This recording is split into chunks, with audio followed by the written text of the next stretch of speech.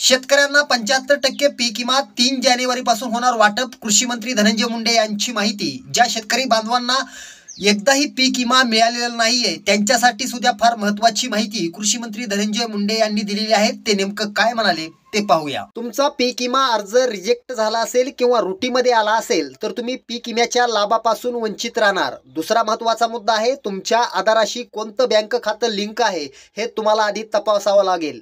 त्यानंतरचा महत्वाचा मुद्दा आहे, काही जिल्ह्यामध्ये सोयाबीन तर काही जिल्ह्यामध्ये कापूस किंवा इतर पिकासाठी पीक विमा मंजूर झालेला आहे.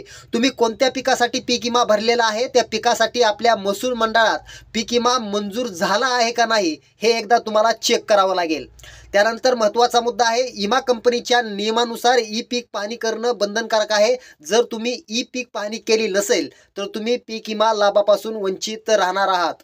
त्यानंतर महत्त्वाचा मुद्दा आहे मित्रांनो, जर तुम्हाला अजून पीक विमा मिळाला नसेल तर तुम्हाला पीक विमा मिळणार का नाही याची माहिती तुम्ही थेट कंपनीला फोन लावून विचारू शकता. त्यांचा जो नंबर असतो तो आपल्या पीक विमा पावतीवर असतो. त्या पावतीवरचा नंबर घेऊन तुम्ही त्यांना फोन करू शकता आणि आपल्या अर्जाची स्थिती काय आहे ते पाहू शकता. अशी माहिती धनंजय मुंडे यांनी दिली. हा व्हिडिओ तुम्हाला कसा वाटला आम्हाला नक्की कळवा. धन्यवाद.